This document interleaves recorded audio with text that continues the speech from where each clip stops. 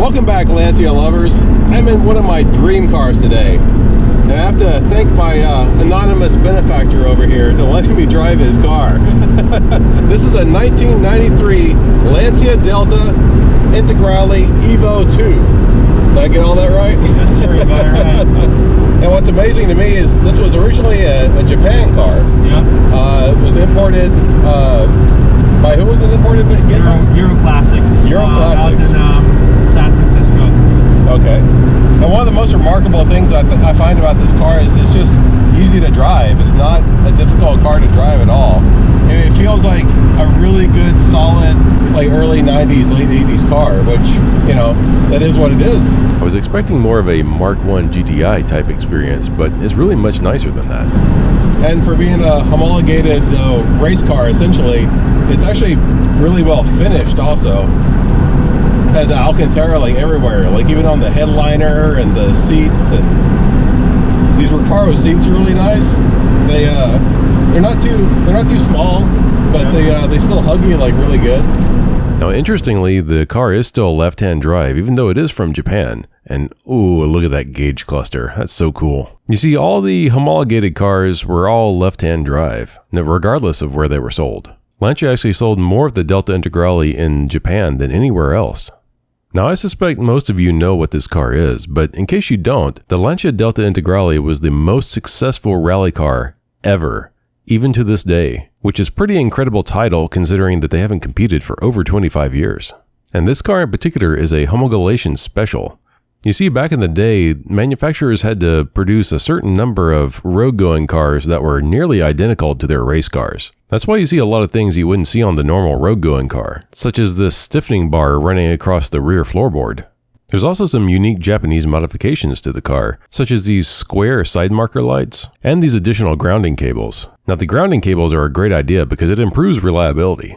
So I'm going to have to apologize for the quality of this video. In my excitement to drive the car, I just didn't set up my camera correctly, so the video isn't really as pretty as I'd like it. Enough chit-chat, let's get back to driving. So, the thing I love about the car is the steering feel. The steering feel in this car is really, really good. Yeah, it has like a nice weight to it. It's weighty, it's stiff, it's very responsive. The steering is hydraulically assisted, but it feels really great. Oh man. I'm just noticing, I love the way the wing mirrors look. Right. Like these nice little rectangles. Exactly. But it feels tight, right? I mean, it doesn't feel... No. What's the word? Flimsily Italian. There you go. Right, yeah, no. It definitely feels like really nice and tight and right. That's sort of like Italian flimsiness you would think you don't really get from the car. Or at least this car. So the car does feel very solid, much better than other Fiats from this era. Hopping and overtake, go.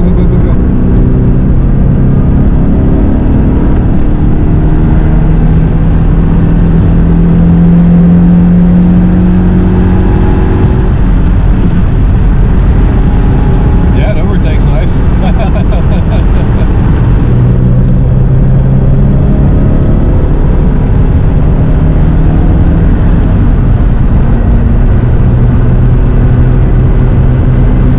It grips really good. Well, it's the tires. If there's one thing I always believe in is getting the most modern tires you can.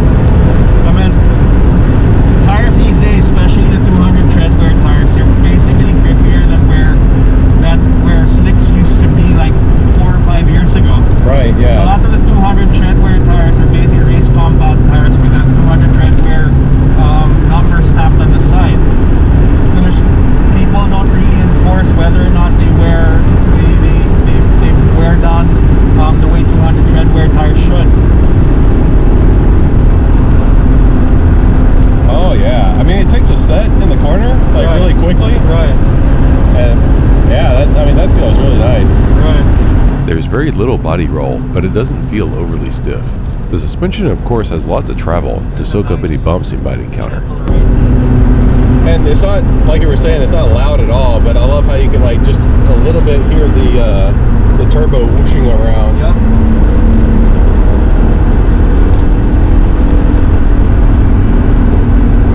I mean, this car is very well composed. Like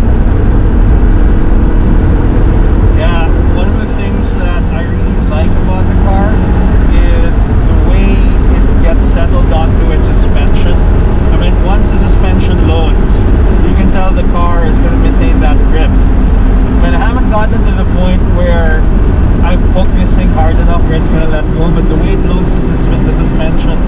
You can tell that it's gonna let you know if it's about to let go. Right. Yeah. Yeah. It's really an easy car to drive. It's really quite remarkable. You know, you hear stories about like how terrifying and scary like the rally cars were and all that Group stuff. B cars were not the Group A cars. Right. Yeah. The Group A cars, if anything, they were too tame for the road because a lot of the Group A cars were so much worse to drive in stock forms than the competition cars, simply because, like what I told you in the house, a lot of the parts on the car just did not make sense until you started tuning it for racing.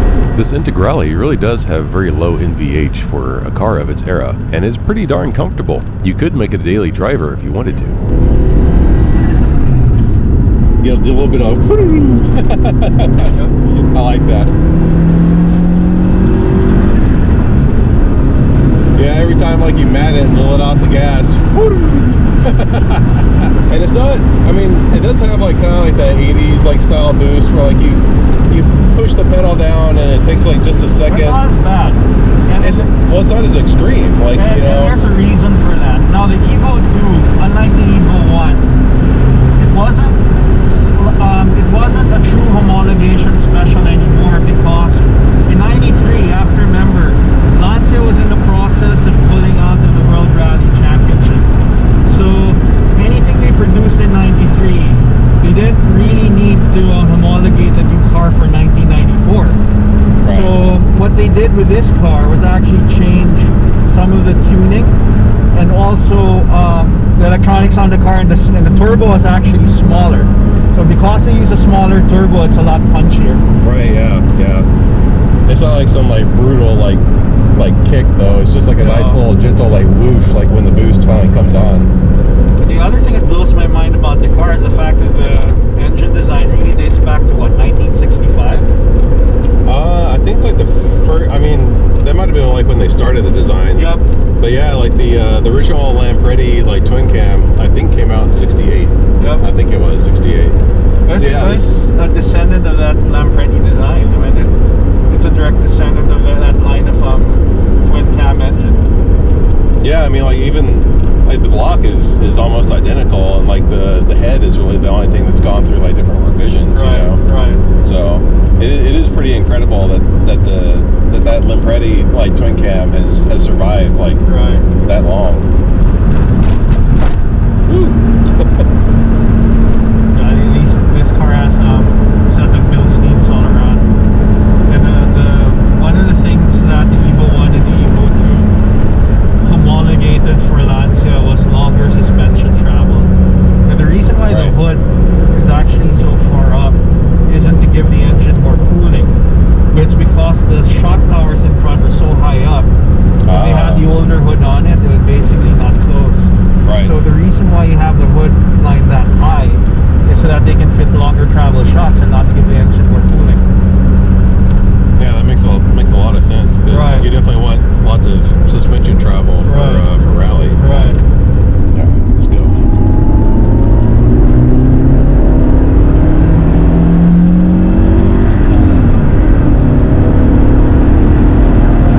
So red line is like what, 62? Yep. Okay. Yeah, it's not as high as a modern 16-valve engine, but remember, these are turbo cars, and turbos don't need that much revs. In fact, the higher the revs go, you're probably going to start losing on the boost. Right. And the way Group A used to work was you had to go through I think a 34 or 32 millimeter restrictor. So a lot of these cars were actually making peak power something like 4.5, 5,000 RPM. So you didn't really need to rev that high. If you see old videos of Group A cars like the Lancer or the Impreza, you can actually see that their red lines are at something like 5,000 RPM. Right. Wow. That's Yeah, that's pretty low. Yeah, because you don't make any more boost after that. It basically thins out. So if you look at the way the rev contours were set up, it's like at 5,000 RPM, they just shift to the next gear because you basically run out of boost. Right, yeah. Smaller turbos, they spool up quicker, but then they run out of air quicker too. Yep. So It's really that stupid restrictor. It's choking the engine. right, yeah, yeah.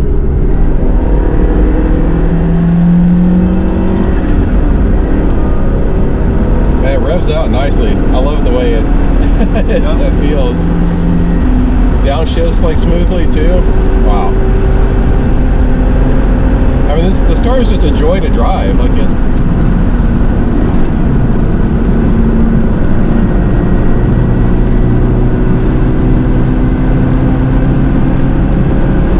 And this car does have pretty wide tires on it. There were 225s, right? Yep. That's what you got, yeah. And it just grips and grips and grips. I mean, I'm nowhere near the limit on this car.